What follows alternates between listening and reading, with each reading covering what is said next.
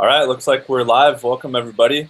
My name's John Graves. I'm the Director of Operations here at ArtistWorks in Napa, California. I want to welcome you guys to this month's ArtistWorks Live, where we're going to be talking with Chee and Sarah Maisel, our online ukulele teachers here at ArtistWorks.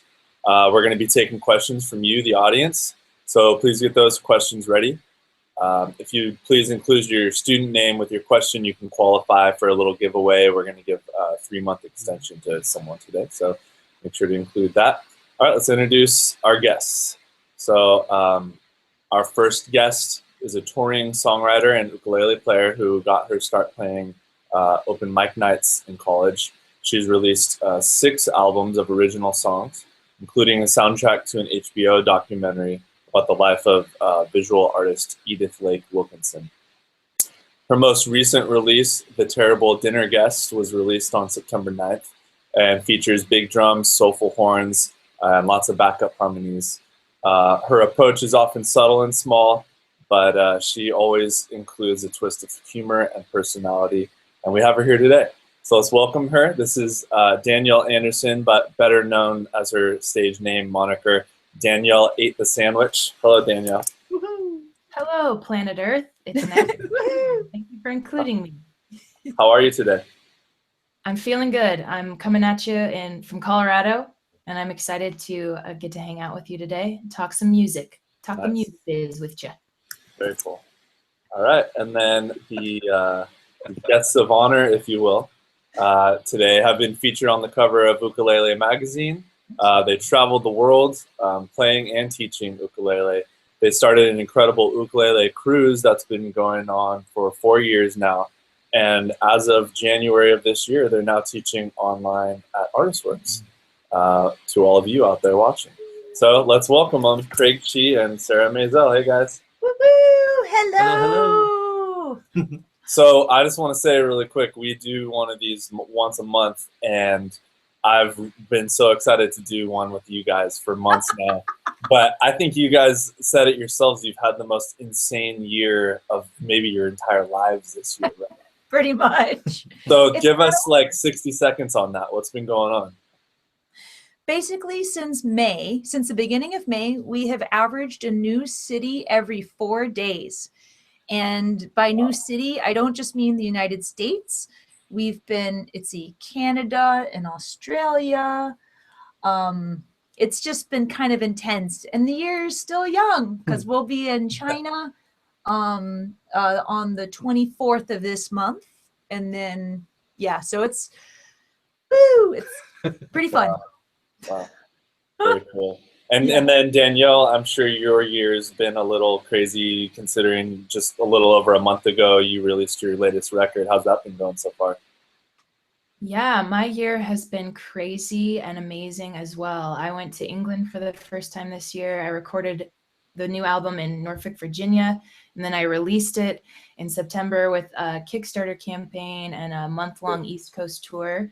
So it's kind of an incredible thing to be a self-employed musician where we're running around with our heads cut off, but we're doing kind of the greatest work we could ever ask for. So it's you got to keep yourself in check to not complain or feel swamped by the work, because then you poke your head up and go, wait, what I do is really cool. And it's been a great year for me too. Yeah. Right.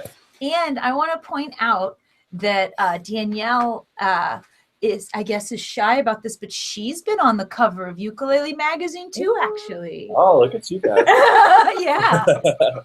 Cover girls. That's right. Oh, there you go. All right, so let me quickly remind today's viewers that all of the questions are going to be coming solely from you guys. So although time will probably only permit us to get to a small amount of these, start sending them in now, and we'll hit as many of these as possible. And again, if you include your student name, you can qualify for a little giveaway today, 3 extra months added to the membership. Yeah. So I'll make sure to announce the winner before we wrap up here today, and it's going to be a great hour. Cool. So while those questions start rolling in, I'm going to ask Craig and Sarah to maybe start us off with a little tune. Oh, sure. Let me grab instruments. Sure. 1, 2. Which one do you want to start with? Restless. Okay. Since we warmed up with it. That sounds great. 2, 3, 4.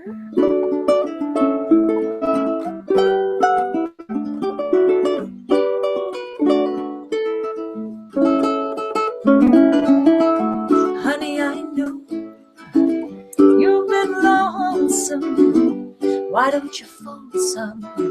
'Cause I love you.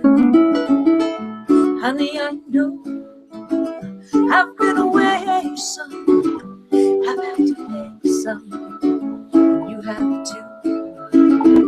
One thing I know, that when I turn out the lights, visions of you, dear, dance in the night and then put down, pushed around, apprehended, let downtown. Can't help it if I'm out of sight, 'cause I'm restless tonight.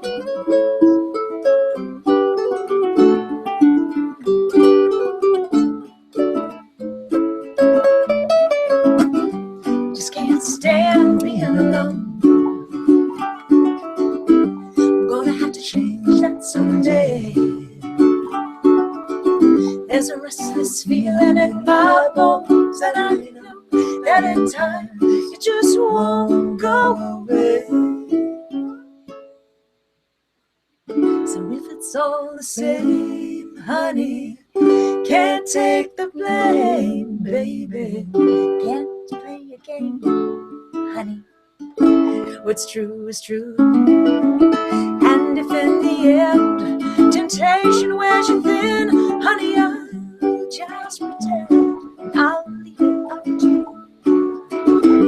One thing I know, that when I turn out the light, visions of you, dear, dance in the night, then put down, pushed around, apprehend and let downtown. Can't help it if I'm for the fight, 'cause one thing I know, that when I turn out the lights, visions of you, dear, dance in the night, then put down, pushed around, apprehend and let downtown. Can't help it if I'm out of sight, 'cause I'm restless tonight.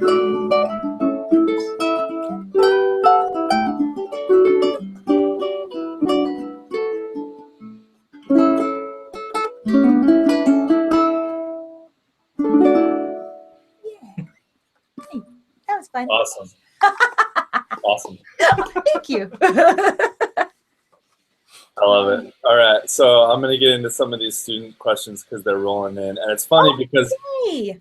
before we went live, we were actually talking about how guitar players coming over to this instrument Yeah. and whatnot. And we were even anticipating some questions. I've already had multiple come in.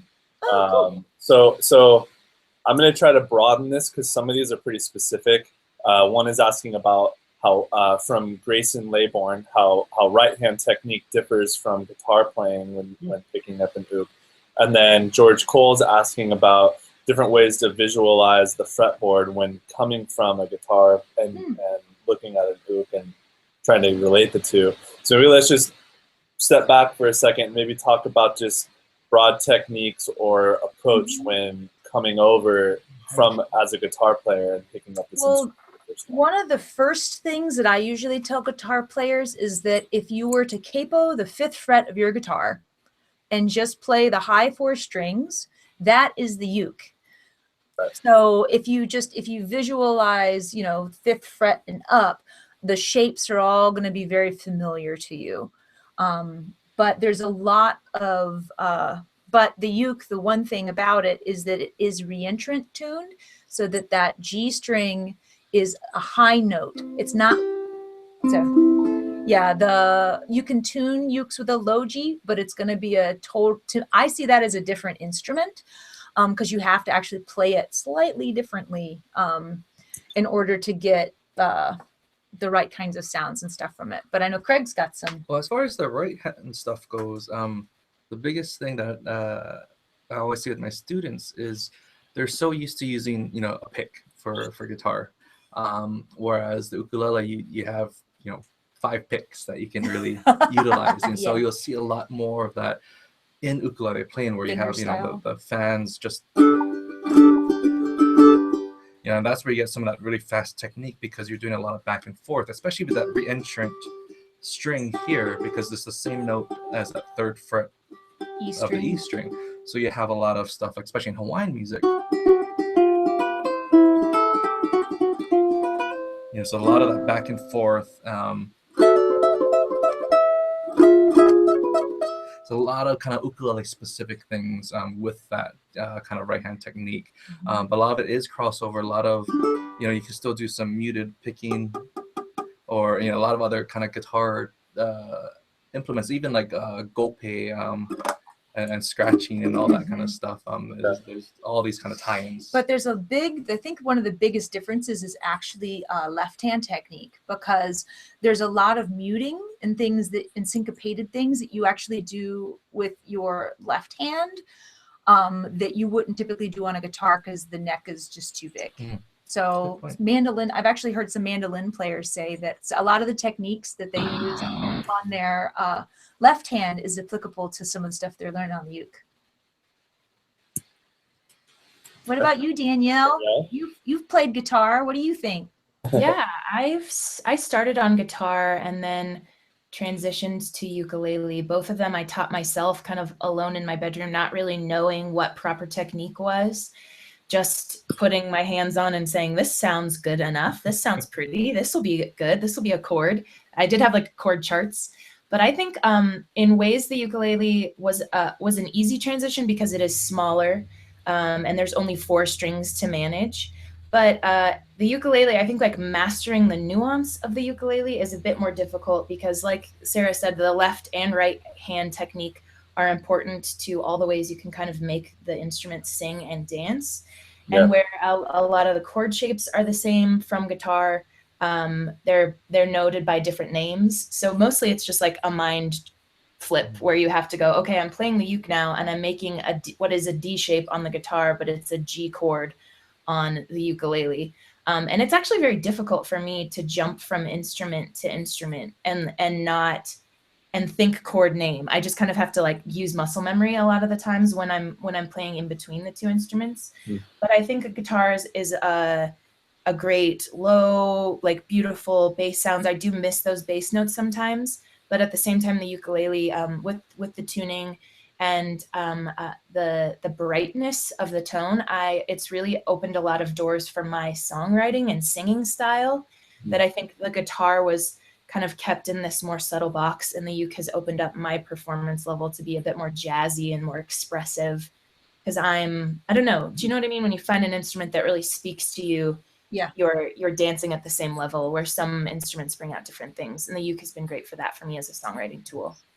Yeah, more ideas start flowing and whatnot. Yeah. It feels like it's a little more in your neighborhood. Yeah, absolutely. Things also to utilize from guitar to ukulele is getting a baritone ukulele or a baritone tuned ukulele. Yeah. So this one is a baritone. It still has that re-entrant on top, so it's a high D G B E, and so it is much deeper than that guy. And this one is G C E A. Is this one's tuning? That will be a nice easy transition, and then then your shapes are the same. A D is a D on this one because it's your top 4 strings, no capo. Yeah. For a baritone. And cool. baritone we had some people asking about those, actually, the baritone. Yeah, baritone, honestly, I feel is like the most understated uke. It really enhances the sound of a uke club. I'm always, when I see people with baritones, I'm just like, yeah, you know what's up. Because baritones are just really underappreciated.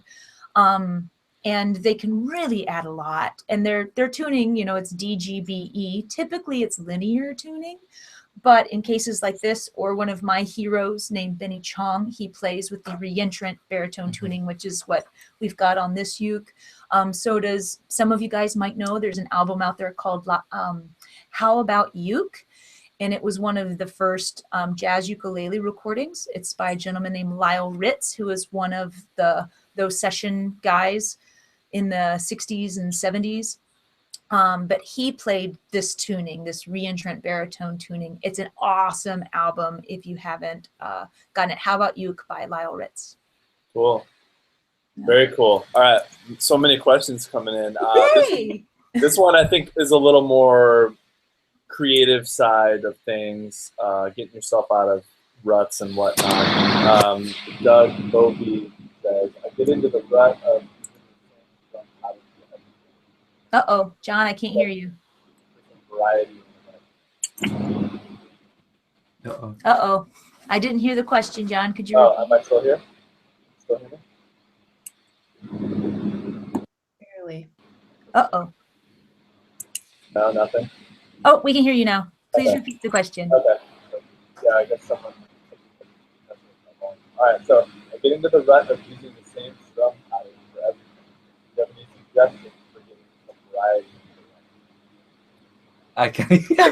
I think the question was, I keep playing the same strum pattern for everything, and how do I get out of that? Wow, that was Okay. impressive. Thank you. I'm good at reading lips. That is impressive. Yes, Wow. good at reading lips. What do you have to say about that, Mr. Chee? For if you get stuck playing the same patterns, this is the and this is where you get creative, because you can take your typical calypso strum, Yes. and typically that's a lot of strumming, a lot of notes. One thing you can do to really kind of change things up is think about holding back, playing less notes. So for example, instead of, I can do something like,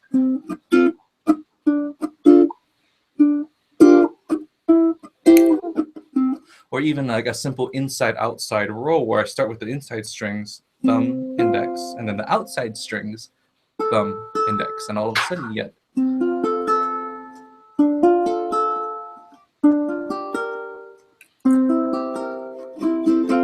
and you can always mix and match. So like strum, inside, outside, strum, inside, outside, strum, inside, outside, strum.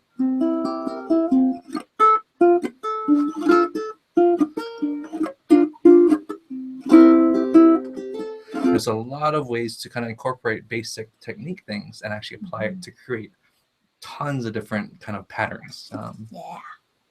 Cool. Can you guys hear me okay right now? Yeah, we can hear you now, yes. I don't know what happened. Danielle, what about you? Because with your Yeah. songwriting and stuff, you've got to come up with different stuff. Yeah, this is a great question. And I often feel stuck in the same rut of, it's not always hard for me to start new songs, but then when they're finished, I'm like, this is the exact same song that I just wrote because of the strumming pattern or because of the chords I chose. And I think for me, I like to start at the beginning, and I write a lot of songs in 3/4 time. So I'm kind of just like purposely set my mind to be like, start a song in 4/4 time, try it with an upbeat tempo, and see what comes from the experience of just kind of giving yourself guidelines before you even sit down. Oftentimes my songs start as, they're just pouring out of me and I can't really regulate myself to play in a certain tempo or whatnot. It's feeling more natural, but I'm the exact same way. And I also try to learn new cover songs, like take inspiration from other people's music when I'm feeling stuck in the rut of my own songwriting brain and own musicianship brain. So always look outside of your bedroom. I'm a bedroom dweller, but I always got to remember that there's good stuff happening out there too, and take a look at it. Yeah. Nice. Very cool. So we all know that, it's been talked about for years now how the music industry is kind of changing. The job of being a musician is so much different now. And a lot of that comes with learning how to self-promote, learning how to market, using social media, learning social media. So we have a question about the business side of work. It says, how do you balance the promotion of yourself by posting examples on places like YouTube and whatnot, yet not giving it all away by posting too much of your best work? Danielle, let's start with you, because I know you have a great online presence. How do you try to balance that? Let's hear what you have to say. Yeah, I don't, it's not hard for me to share. It's not hard for me to put it all out there. I try not to give too much of a live performance away. I know a lot of artists are doing Facebook living now, and they're living their entire sets. And that feels like something I'm not ready to do just yet, because I want people to still come out to my shows. Yeah. So I think it's good to give people like a tease of what you're up to, what they can expect, whether they're taking a lesson from you on ArtistWorks or coming to a show where they can experience it live. But so like teasing what your talent is, and teasing some of your new song, and teasing some of your live performance, but not putting like a 45-minute set out completely. Yeah. it is a fine line, and I'm not sure that this was the question, but it's a really hard line to balance for me, being a musician and being a businesswoman. Yes. And oftentimes I spend so much time on the business that I forget to practice and to get out of my songwriting rut. And that's one of the hardest things, I think, for me as a musician, working in sort of the new media and the new way that the music industry is going. I'm in charge of a lot of my future and where my career is going, which is awesome. But it's also hard to then stay focused on the creative stuff that is really growing me as an artist and helping me achieve sort of those goals of talent and skill and musicianship. Right. It's a lot for one person to do alone. If you spend all your time marketing yourself and doing the business side of things, then all of a sudden it's like, wow, I haven't written a song in a while. Or, you know, or then you spend all your time over here writing, and then, oh, no one's hearing it because I'm not getting it out there. So, Yeah. So Craig and Sarah, what do you guys, I know you guys do a lot of the same stuff. Any advice on finding balance there?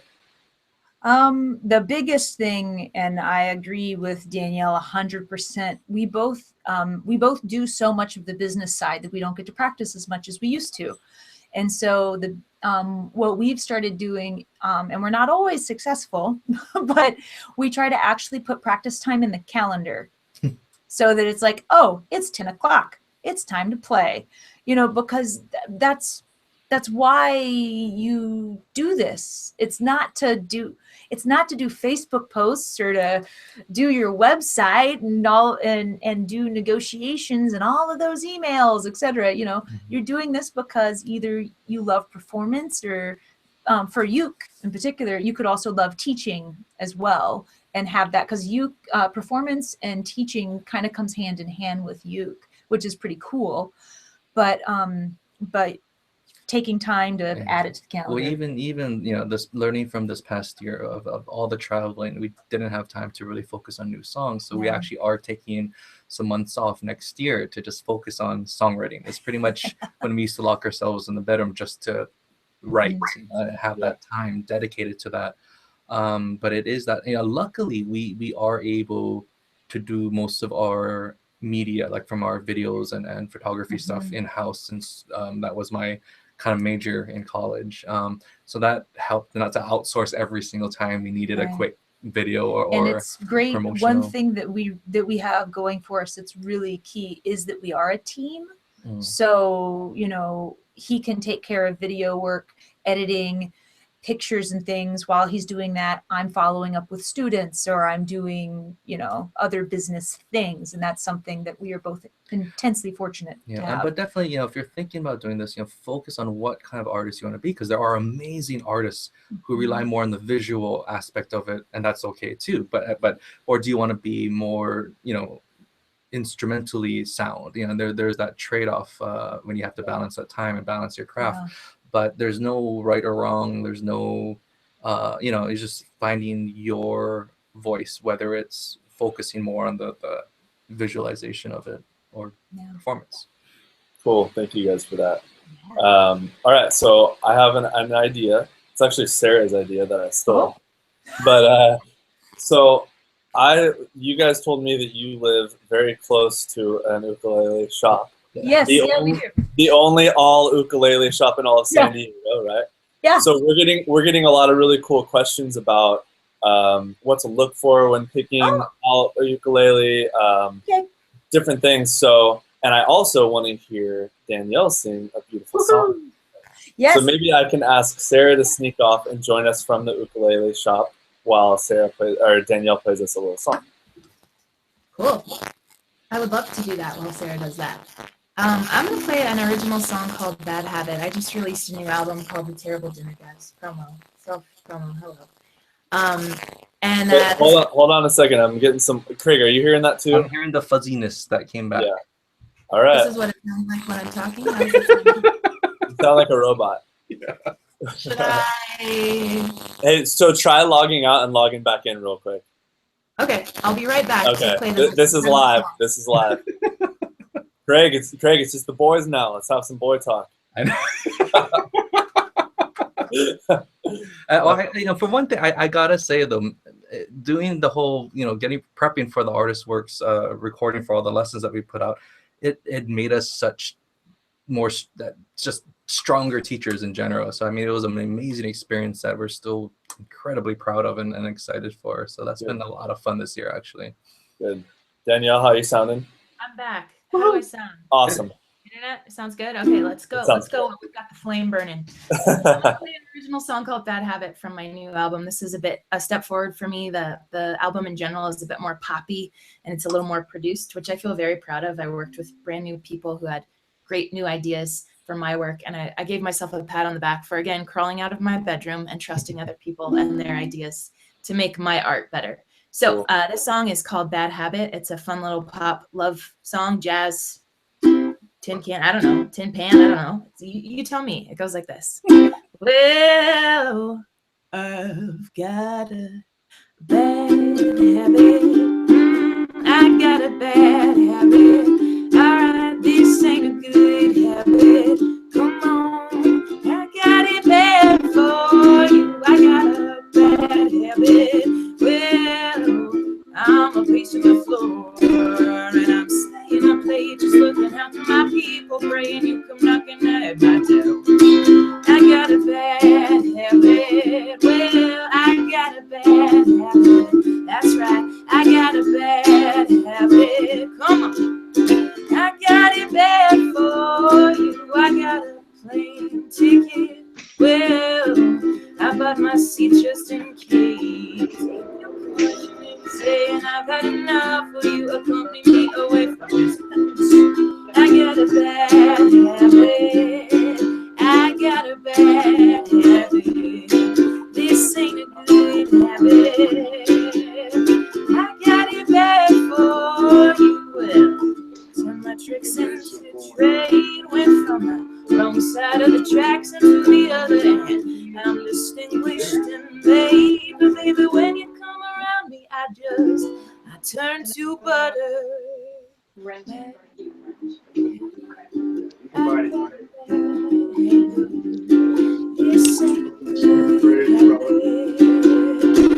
got it bad for you. I got a bad habit. I got a bad habit.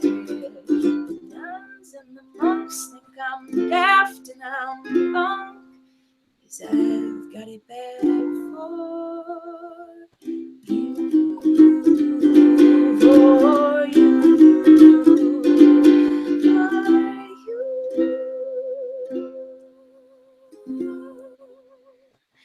I've got it bad for you.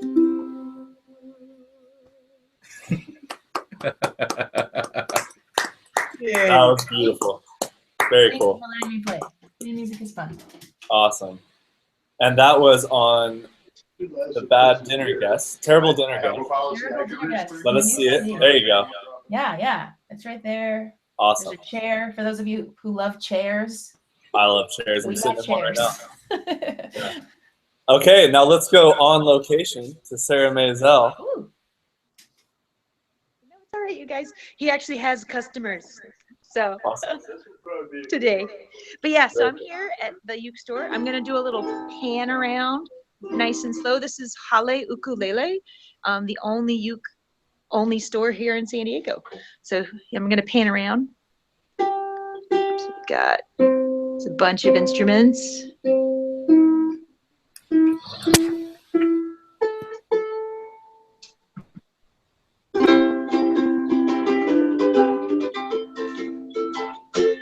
Whoa, and then we're back to me. So yeah, there's a lot of instruments in here. Very cool. So let me ask you a couple questions about some oops, and maybe you can demonstrate them for us. So, Yeah. So first question is from Abigail, and she was just wondering about what brand of ukulele you might recommend just for a beginner, maybe something. Oh, sure. Affordable. Yeah, you guys can hear me okay, right? Yeah. Okay, so there's a couple of different brands that both Craig and I recommend. One of them is Islander. So, and he actually has a couple of them.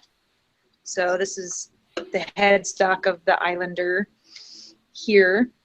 The parent company is Kanilea Ukulele. The reason why I like Islanders is that they, the necks are a lot thinner than a lot of other instruments. So for example, let me put some side by side.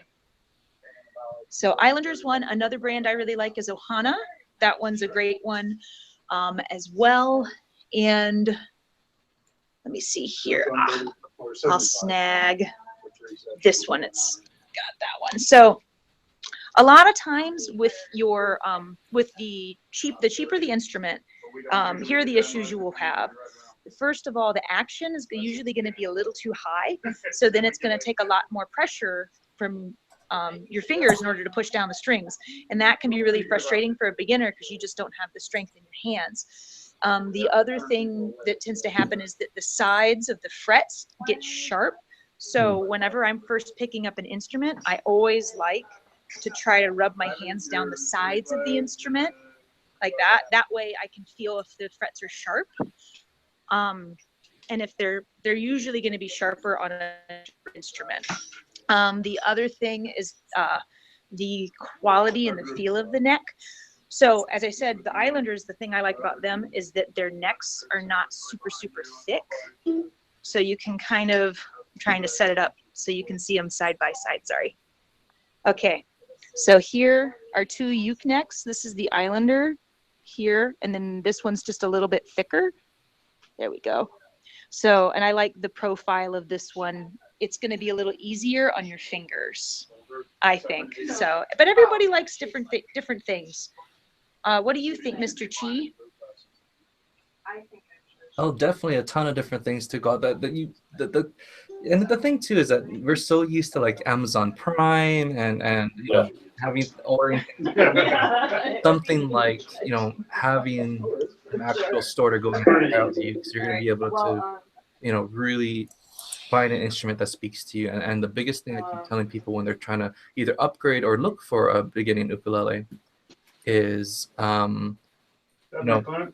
try to describe it kind of like wine. If you the more descriptive you could be of how it feels and how it sounds to you, the more you have to compare it to other ukuleles or other instruments. So always try to describe what you hear and feel. That's going to be the biggest thing going forward when you're looking to get a new instrument. Cool, very cool. So so that's a question for people looking for a beginner kind of first come into this. But someone asked, I think the username is pronounced Trudslev. It says, I have a cheap baritone that I'm happy with, but I'd love to upgrade. Can you recommend any brands or say what I should look for in a higher end?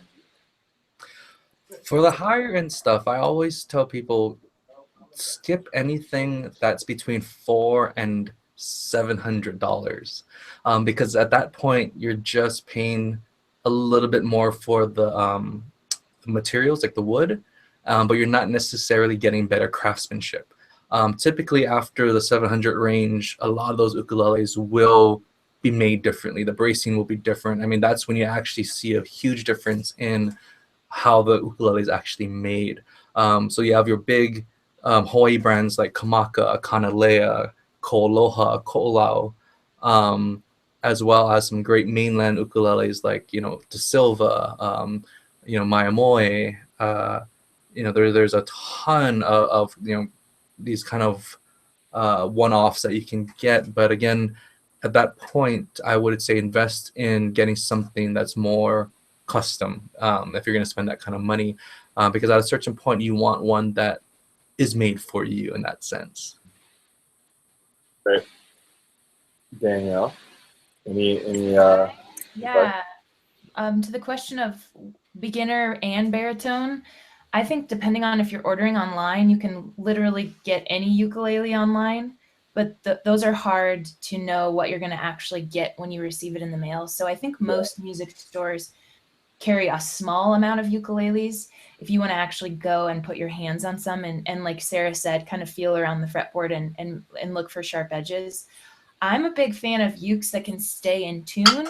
I know you don't get like an hour at the music store to make sure that the thing just doesn't slip out of tune. But I've had people with like $30 ukuleles who sound great, and then I've had $80 ones of my own. I've had $150 ones of my own that don't hold a tune. So who knows really what the formula is? But I think I would recommend going to a music store and playing one to get a feel for it before you upgrade. And for me, I play a baritone. This is a baritone right here, and it's from Maya Moe, a custom company. So I was fortunate with that, but I recommend the same thing. And I'm a performer, so I look for instruments that have electric plugins and inputs. If you are not planning to perform, you don't need to look for that, or you don't need to be on the lookout for like the specs and what the instrument has inside of it. And I'm a big fan of things that look pretty. Like, I'm a girl that I'm like, I want it to look cute. So a lesson I learned is that a ukulele might look a certain way but sound much different than another ukulele. So the woods really do play a big part in the tone and how loud or how bright the instrument projects. And so you might see one that you like the look of, but then prefer the sound of another. So you got to kind of make that decision of, do I want one that sounds great or looks good with my outfit? And I got to admit, sometimes it's hard for me to choose. Yeah. Well, and also the other thing too about that, I don't know, because I was running back from the store, it got really Welcome back. Yeah, thank you. It got really crowded in there, so I had to go. He had like 4 or 5 people walk in while I was in there.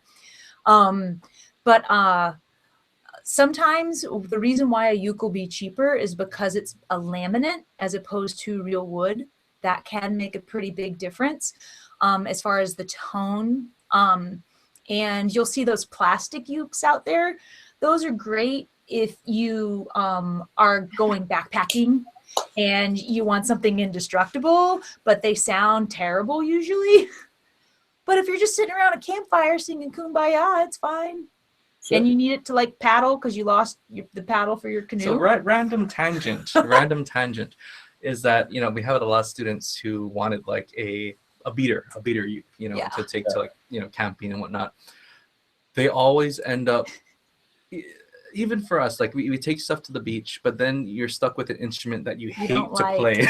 Yeah. So I mean, there is a certain kind of quality that you do still want, even as your beater, because, you know, instruments are made to be played. And there are ways to take care of it, you know, just don't sit under a waterfall playing it, you know, and things like that. But you know, there's so many different options to kind of go forward, and again, trying to ignore the $300 to $700 range, because tonally it's not a huge improvement, because there's some great ukes you can get in the $250 range. That sound true. Amazing, intonation is great. If you're gonna make that jump, spend the money, and you'd rather have one really nice uke that you love to pick up every time you practice and play, compared to like 8 different ukes that are kind of okay, you know. That's great advice. That's pretty cool. As a guitar player, I can say that probably applies to guitars too. I've played some really great sounding like $250 guitars, but then you play like a $500, $600 guitar. It's not much of a difference, you know. No. So that's pretty cool. I never really thought of it that way. Yeah, and the biggest thing that I also tell students is buy the max you can afford typically, because if you actually, like, I had one student, she decided she was really going to do it and play, and she just went ahead and bought the really nice Ukulele as her first instrument, because she said, you know what, if I buy a nice one, I will practice. And it's true, it's fun to practice when you have a nice instrument. Well, my first ukulele was like a Tangchi, some Chinese thing in Hawaii, and the dang thing wouldn't stay in tune. You know, it passed the 3rd fret. It was hard to play, and you just didn't want to play it. And you know, it sucks, because you see all these you know, these parents that buy like their kid the like $20 ukulele, which isn't even made to be played, and they're like, oh, learn on this first and we'll see if you like it. But and they get so frustrated because they can't play it, it doesn't stay in tune, and it's not necessarily their fault that it's sounding bad, and that's the thing, you know. So it definitely, you want, you know, again, even in the $150 range, there's great choices. Yep. My first uke was one called a Flea. The back was plastic and the front was actually, I still have it. I love that instrument. It's my beach uke, and it stays in tune up the neck. Flea and Fluke, I think, are they're indestructible, and it played great. It was $150. Cool. Very cool. All right, so we're going to switch gears a little here and get kind of more into the, you know, more of like an educational role here as far as Michael Newman is asking about practice routines. So maybe we can start with Danielle, but also very curious to hear from Craig and Sarah on this, because I know that students can often find themselves plateauing. They sit down and they're playing for an hour a day, every day, and they're not getting better because they're just doing the same thing over and over and not pushing themselves to set goals and reach them. So can you guys talk a little bit about practice routines and what you guys do to stay on your game every day and also to continue improving? Yeah, I'll go first. I am with you, commenter, question asker. I'm stuck in a practice rut. I'm stuck in a strumming rut, and I often feel my progress plateau, even though I'm a professional musician who's constantly releasing new music. So I really have to keep that in check to make sure that I'm challenging myself. And I've learned that, like Craig and Sarah mentioned, scheduling time on the calendar to make sure you're accountable to yourself to practice your instrument. And I'm like fortunate on days where I just get kind of distracted from my work, and I find myself just like playing music. And I'm like, oh my gosh, I was just playing music for the last 2 hours instead of getting back to emails. Cool. Because a lot of the times it's the other way around, where like I should have been playing, I should have been enjoying myself, I should have been working harder, but I was just sending emails. So, and I also, what was I going to say? I think I'm a type of learner that we as ukulele players, we're at ukulele festivals a lot. And I'm one of the instructors, but I love to go to other people's classes because it doesn't help for my brain to kind of be clicked onto a new technique, or to even just sit down and practice that technique for an hour while I'm taking another instructor's class. And I am also finding that I'm a person who kind of needs to have a teacher to be accountable. Like I need to have somebody to disappoint if I didn't practice. Like I need to have like a check-in buddy. So I'm not sure what the answer for me is, but like having a teacher like Craig and Sarah, so you have someone to make sure you're staying on task and that you've got the skill right and that you're accountable to them. I think that is something that would work for me and something that could work for a lot of people. It's just, there's YouTube tutorials and there's tons of stuff online, but I'm the type of learner that needs somebody to kind of keep an eye on me and be like, you're doing great, or try a little harder next time. Those are my practice techniques. Cool. Craig and Sarah? That was well said. That was very Yeah, good. that was good. For me, one thing that I like to add to my practice routine is I always try to ensure that there is at least one challenge. Typically that currently, my challenge right now that I'm doing, it's twofold. I do a lot of practicing with the Jamie Aebersold playbacks, and I won't get the book out, but I'll just put the playback on. And then it's me doing ear training, what key are we in? What are the changes? That kind of thing. Or trying to play the melody without the sheet music. Doing that with pop radio stuff is also another thing I like doing too, because it's a challenge, because you don't know. And I always try to put something that I know is potentially frustrating and a challenge in my practice session. That way I have at least one thing that I'm doing different. And the cool thing about it is that you may make some very interesting discoveries about yourself or about your instrument when you do those kinds of exercises. How about you? Can you pass me the high G? So for me, I made the mistake of really focusing on trying to get through a whole song when I practiced. And that, because it's so easy to pick up and play. And when I think about practice, I'm going to just practice that song. And you start from the beginning.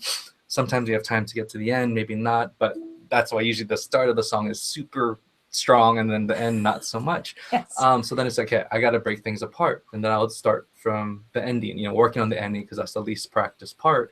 And then I was okay, that one fill. Then I would, and the thing is, everyone is so expecting now to get things like that.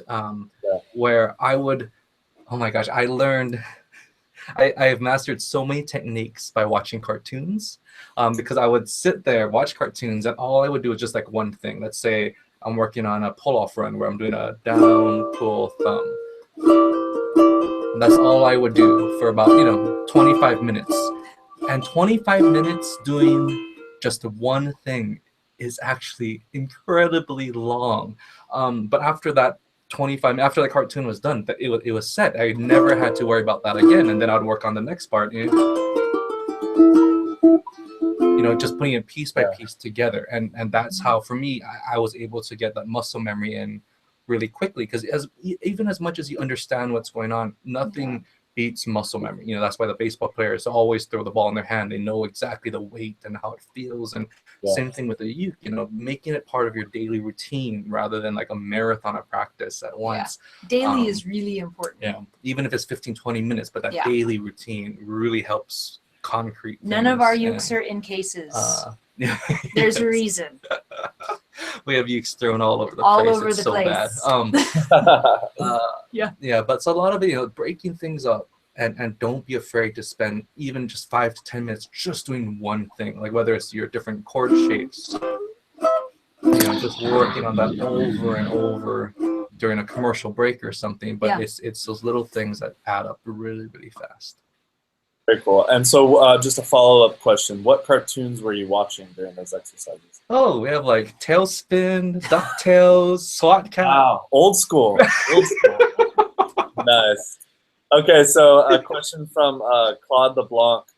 Should a player try to master high G or low G alone before trying to switch back and forth between both? Oh, geez. I would say spend more time with one or the other for a bit, because you will play it differently. Yeah, I mean, I don't think you necessarily need to master one over the other.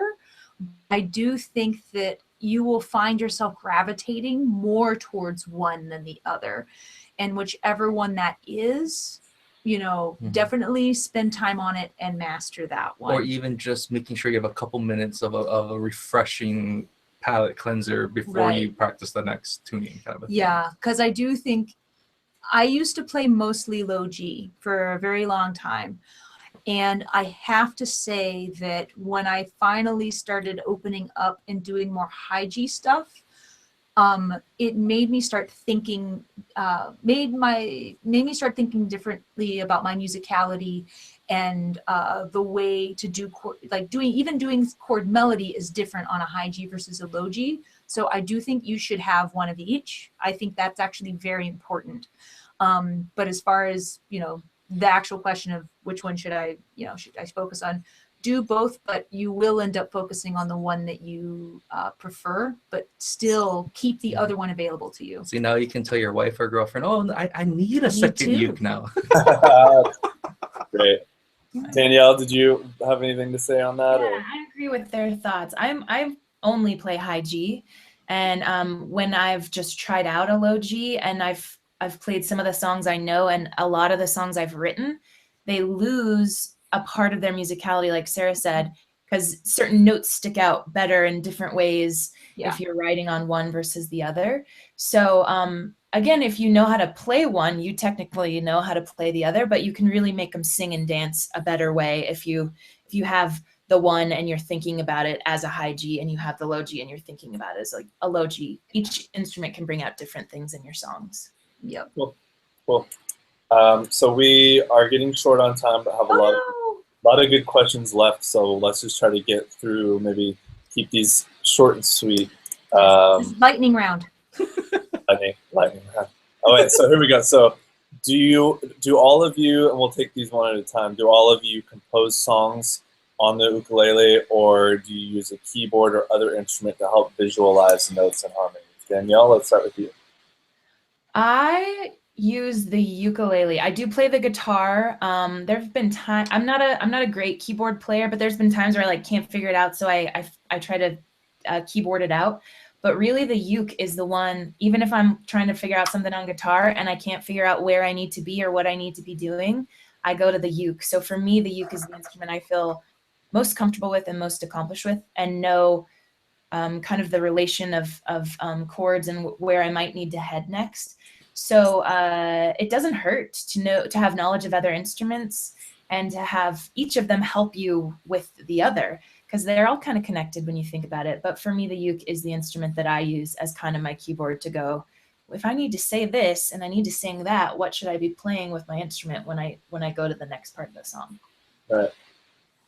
Well, I use the uke for songwriting for sure. Well, compared to other instruments too, this is your easiest chordal instrument in that sense. Just to get your basic triads down or your basic chord movement. It gives you a very quick scope of where you're going with it, and I think it's just going to be easier to pick up and noodle with than a keyboard or guitar or it's a different. I uke all the way. So even when you're putting together vocal harmonies and stuff like that. Sometimes we use the uke to help us figure out which note is that, which note do I need, and then we'll find it on the uke. Right. Okay, cool. So this is a question probably more specific for Craig and Sarah because it refers to the ArtistWorks course. It says, what would you think is the best way to utilize this course? I don't really know where to start. I would consider myself an intermediate player. That's from Mal's Kiss, it looks like. I would say start off in beginner stuff, not in the sense where you should be doing all those exercises, but there will be little nuggets that we refer to in the intermediate advanced stuff that pulls from a lot of this foundational work. All the stuff that we've done in the beginner section is things that that sets the pace for everything else. So everything is related. Everything kind of refers back to a lot of these different elements, and you'd be surprised at the little things that you can actually pick up. So things, and like specifically the kinds of lessons that I would look at in the beginner section are like Aldrine spider, caterpillars. The finger exercises are something that a lot of folks, even intermediate players, forget about. It's very good to refresh on those. Also, we usually ask people to look at holding the uke because there have been some people that have come to us that are like, oh, that's why I have trouble doing X, Y, and Z. I'm not holding it quite right. But at the same time, you don't need to go through, if you know all of your chords, you don't need to go through When the Saints Are Marching In. You can play C, F, and G. It's fine. But I would go back and forth between look at the exercises and the sort of technical things that are sort of the technical proficiency stuff in the beginning, and then look in the intermediate section. Start in the beginning of the intermediate section, and you'll find quickly, I think, where you lie. Great. That's a good answer. And also, I'll add in a piece to that. I would say utilize ArtistWorks signature technology is the video extreme. So if you haven't submitted a video yet, you can submit a placement video and introduce yourself to Craig and Sarah and play a little something for them, and they can give you a good idea of where to start on the site, maybe some things that you should go back and revisit, and then maybe where your next steps could be. That's kind of the power of personalized feedback. So.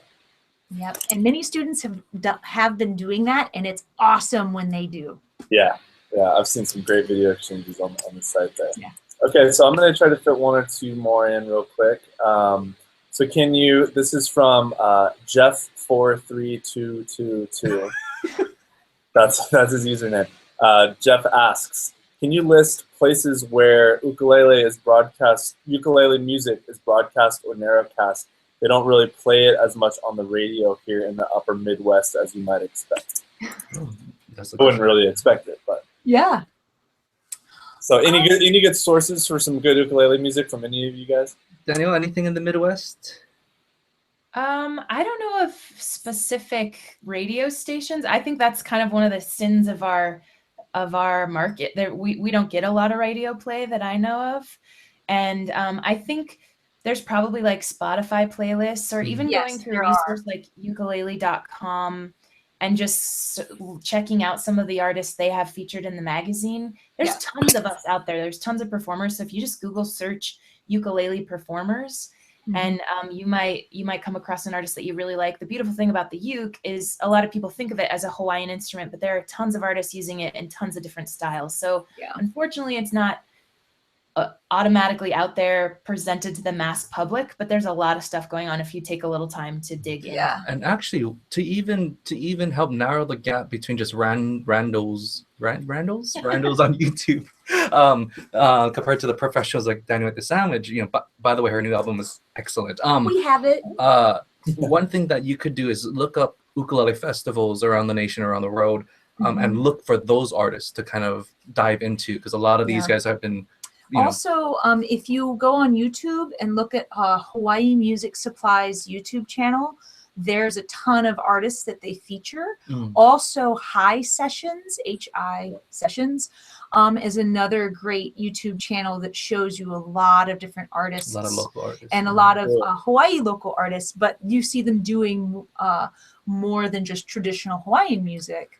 And those are two fabulous resources. So we have a huge list of some of our favorite artists. If you guys want to email us about it, and we can send you a list of people to check out. Yeah. Cool. That's great. Okay, so should we try to squeeze one more? All right, so I have a question for you guys, but I'm going to squeeze one more student question in just real quick. So you guys touched on, you said, you notice how our instruments aren't in cases, and that's a great technique that I've even used and that I've been told before too. If it's just right there, easy to grab and just, start strumming, you're more likely to pick it up and play it. But somebody asked, let's see, it was Bill Martin said, or no, it wasn't Bill Martin, it was Clay Glenn said, how do you deal with humidity control with your fine high-end instruments? I keep my better instruments in their cases for this reason. I'm holding a humidifier that lives in that actually, when our instruments are hanging stuff, it lives in there. We also have, do you want me to grab that humidifier? We also have a big humidifier. You don't see it in view, but there's a big humidifier next to us. That if we aren't keeping an instrument like on the couch, we will keep them in this room because we live in San Diego, California. It is quite dry here.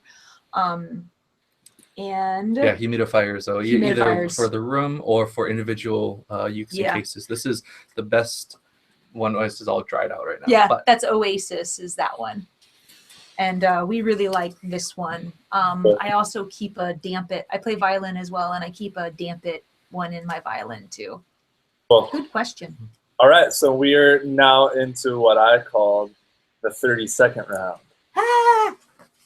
We need a theme song or something to play. I hope I win. I'm just kidding. Okay, so I'm going to ask you guys 30 seconds or less, one by one. We'll start with Danielle. But we all know that even at your guys' level, professionals traveling the world, releasing albums, even you guys want to keep learning, growing, and you have goals. So 30 seconds or less, what are your goals as a musician for maybe the next year, next 5 years? Danielle?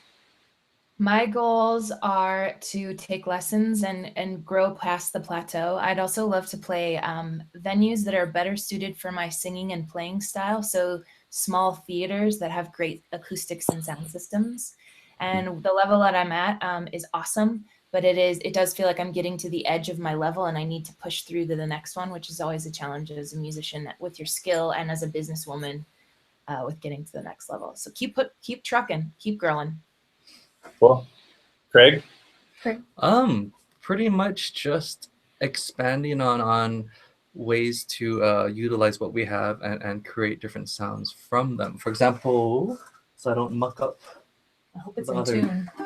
Okay. But even more golpe stuff added, which is the kind of hitting the face, but being able to kind of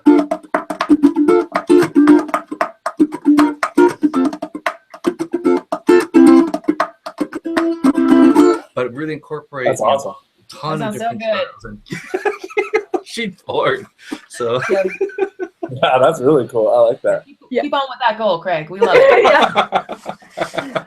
He's like, I want to try to learn how to do this, and then he does it perfect. Goal accomplished. There we go. I think I really want to focus more on my songwriting, as well as really dive more into. I've always been a huge fan of like the standards and things, and a lot of times songs I write tend to sound that way. You can tell that influence, and I really want to dive more into that, as well as some sort of other things like samba, bossa nova, and stuff. I want to get more into other rhythms and things because I kind of feel myself in a rut with swing, and I want to kind of push past that. Cool. Awesome. All right. Well, we've come to the end. Aw. So I want to thank our guest, Danielle ate the sandwich. Thank you. You're awesome. She has a new album out that just came out September 9th called The Terrible Dinner Guest. It sounds like it's just got some incredible music on it. It's and it awesome. sounds like it's a real step forward for her. So congratulations on that. I know what a big step that can be, releasing a new album. And so I wish you luck. All these students out there, please check it out. What's a good place for them other than their local record store, if those exist anymore? What's a great place online to find that, Danielle? DanielleAteTheSandwich.com is a great place to get links to all the other places where you can download it. And I'm very active on my Facebook page as well. If you guys are using Facebook.com/DanielleAteTheSandwich. I'm posting tons of stuff. Including an awesome music video from that. It's a really cool, I love that video. All right, Yeah. so go follow her. You have your instructions. Go follow her and check down that record and listen to it, because you can probably learn something from it. And then so our winner, who gets 3 months added to their current subscription, I don't know the first name, but the username is EJP. So EJP customer service will follow up with you, send you an email this week. Congratulations. Congrats. Even more time to hang out with Craig and Sarah online. And maybe even Danielle. I'm going to get Danielle a VIP access and see if she'll go online and hang out with all of you guys. So, Awesome. Craig and Sarah, you guys are awesome. Thank you for all the great information. Thank you for taking time out of the busiest year of your lives to sit down for an hour. You'll be, who knows where you'll be 4 days from now. But right now, it was a great conversation and a great hour. And thanks for all the students for your great questions. Yes, thank you all. Thank you so much for We having will us. see you guys all next month for the next ArtistWorks Live. Have a great day. Aloha. Bye.